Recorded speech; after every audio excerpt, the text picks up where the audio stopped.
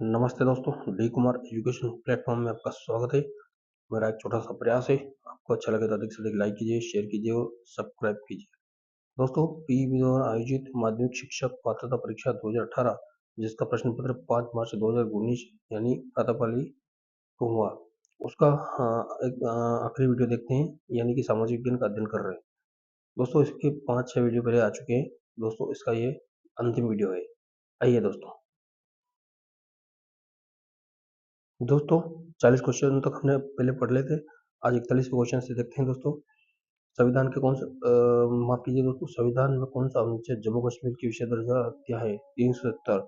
ये अभी हाल ही में पूरे देश में पॉपुलर है दोस्तों, जो कि जम्मू कश्मीर में विशेष दर्जा मिला है। संविधान में 370 का अनुच्छेद में, संविधान में 370वें अनुच्छेद में जम्मू कश्मीर को विशेष दर्जा देता है। हालांकि ये ज़्यादा पुराना चर्चा का विषय नहीं है, ये अभी 2-4 साल पहले ही हुआ है दोस्तों, जो कि एक समसामयिक चर्चा के अंतर्गत आता है। निम्नलिखित में से किस प्रकार की विधि छात्र के वैयक्तिकता को प्राथमिकता देती है? शिक्षार्थी केंद्रित। निम्नलिखित में से किस प्रकार की विधि छात्र के वैयक्तिकता को प्राथमिकता देती है? विद्यार्थी केंद्रित।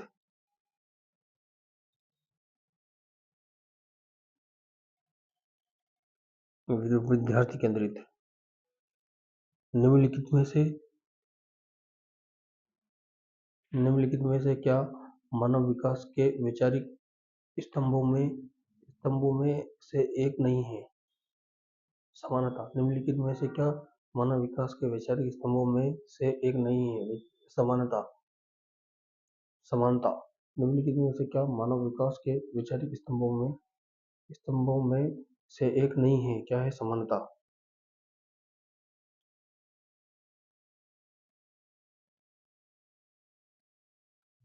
मानव विकास के वैचारिक स्तंभों में से नहीं है। स्थिरता, उत्पादकता और सशक्तिकरण, ये सभी हैं, लेकिन समानता नहीं है। आगे देखते हैं तो 44वां क्वेश्चन। निम्नलिखित में से अधिगम विधि सामाजिक विज्ञान सीखने की सबसे प्रभावी है? पठन द्वारा अधिगम, कंठस्थ स्मरण हो नहीं सकता दोस्तों, क्रियामूलन अधिगम, श्रवण द्वारा अधिगम। दोस्तों, पठन द्वारा और ये दोनों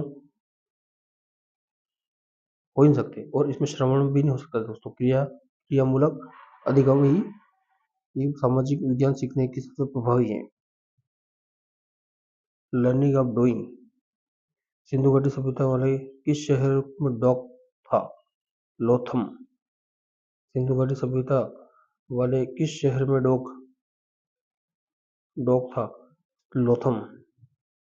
अब याद रखना पड़ेगा दोस्तों, हड़प्पा, कालीबंगा, आलमगीरपुर में था, जबकि लोथम में था। निम्नलिखित में से कौन सा सामाजिक विज्ञान और मानविकी विषयों में ज्ञान द्वारा समाज और संस्कृति की समीक्षा करता है? निम्नलिखित में से कौन सा सामाजिक विज्ञान और मानविकी विषयों में ज्ञान द्वारा समाज और संस्कृति की समीक्षा करता है? आलोचनात्मक सिद्धांत। क्या है दोस्तों? आलोचनात्मक सिद्धांत। किस देश में राष्ट्रपति प्रणाली है और कार्यकारी शक्तियों राष्ट्रपति के हाथों में है? यूएसए। दोस्तों, यूएसए में कौन होगा? प्रधानमंत्री होता है ये दोस्तों, जो राष्ट्रपति होता है, तो ये राष्ट्रपति सभी शक्तियां राष्ट्रपति के हाथों में ही है। कार्यकारी शक्तियां जो कि हमारे वहाँ प्रधानमंत्री में होती है, वही वहाँ राष्ट्रपति के हाथों में होती है। आगे देखते हैं दोस्तों 48वां। एक बच्चा जो अत्यधिक अंतर्मुखी है, वह खुद को खुले तरीके से व्यक्त करने में अनुत्सुक हो सकता है। उसके व्यक्तित्व लक्षणों को अध्ययन करने के लिए किस तकनीक का प्रयोग किया जाता है? परियोजना तकनीक, नाटकीय रूपांतरण, प्रमाणीकरण, रोल प्ले। परियोजना तकनीक। दोस्तों, परियोजना तकनीक। एक बच्चा जो अत्यधिक अंतर्मुखी है, अंतर्मुखी मतलब जो किसी से ज़्यादा व्यवहार नहीं रखता, परियोजित तकनीक होती है, उससे व्यक्तित्व लक्षणों को अध्ययन करने में आसानी होती है। 59 का देखते हैं दोस्तों, माफ कीजिए दोस्तों 49 का देखते हैं। निम्नलिखित में से कौन निश्चित रूप से एक अवधि के अंतराल में प्राप्त होने योग्य है? उद्देश्य। निम्नलिखित में से कौन निश्चित रूप से एक अवधि के अंतराल में प्राप्त योग्य है दोस्तों? आदर्श, निर्देश, निरीक्षण, उद्देश्य। 50वां क्वेश्चन देखते हैं दोस्तों, ज्वारिक चक्र के किस भाग में न्यूनतम धारा होती है?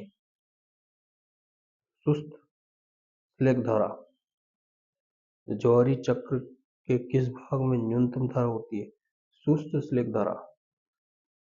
50वां क्वेश्चन थोड़ा टफ है दोस्तों, ध्यान से पढ़ना पड़ेगा।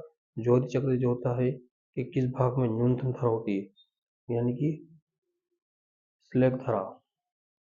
निम्नलिखित में से नेता विद्रोह आंदोलन 1919 से 1924 से प्रत्यक्ष रूप से नहीं जुड़े थे?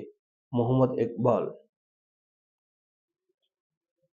प्राचीन भारतीय नाटक मालविकाग्निमित्रम किसने लिखा था, जिसमें सिंधु नदी के तट पर वसुमित्र के हाथों यवनों को हार का उल्लेख था? कालिदास। निम्नलिखित में से किस हवा के कारण मध्य यूरोप का एक गर्म जलवायु का आनंद उठता? फैन। निम्नलिखित में से किस हवा के कारण मध्य यूरोप एक गर्म जलवायु का आनंद उठता? फैन। निम्नलिखित में से कौन सा उच्च बादल हाइक्लोइड नहीं है? निम्नलिखित में से कौन सा बादल हाइक्लोइड नहीं है, यानी कि उच्च बादल? क्लाउड एंड बादल होता है तो हाई क्लाउड, यानी कि स्तरीय बादल, स्ट्रेट। पक्षाप स्तरीय बादल, पक्षाप कवासी बादल, तीनों हाई क्लाउड है दोस्तों। 55 का देखते हैं दोस्तों, निम्नलिखित में से कौन सा समशीतोष्ण घास स्थल या झाड़ीदार जैव क्षेत्र नहीं है? सहारा। वेल्ड भी झाड़ीदार क्षेत्र है, पेरी भी है और स्टेवी भी है। पृथ्वी का सबसे गर्म स्थान अल अजीजी शाह किस देश में है? लीबिया में। पृथ्वी का सबसे गर्म स्थान अब यहाँ में से अब दो क्वेश्चन बोलते हैं दोस्तों। पृथ्वी का सबसे गर्म स्थान कहाँ है दोस्तों? अल अजीजी यहाँ किस देश में है? यानी कि लीबिया में। सूडान, कांगो, नाइजीरिया में दोस्तों लीबिया। गर्म स्थान अल अजीजी यहाँ पृथ्वी का सबसे गर्म स्थान है दोस्तों।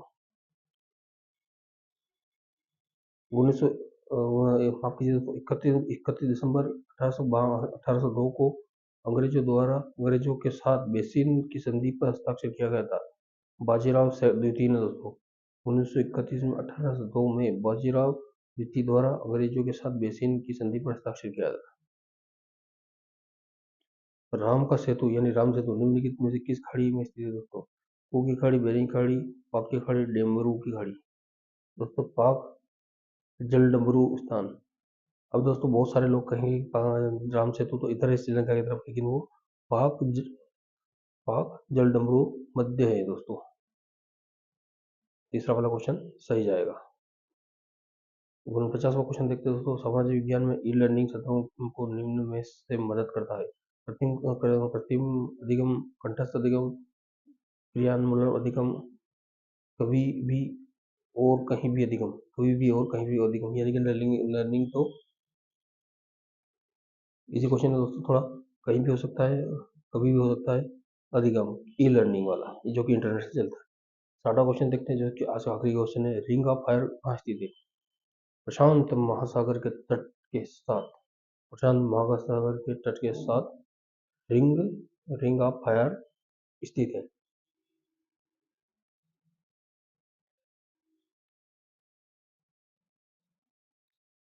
ठीक है दोस्तों, आज के लिए इतना ही। मेरा एक छोटा सा प्रयास है, आपको अच्छा लगे तो लाइक कीजिए, शेयर कीजिए और सब्सक्राइब कीजिए। धन्यवाद दोस्तों।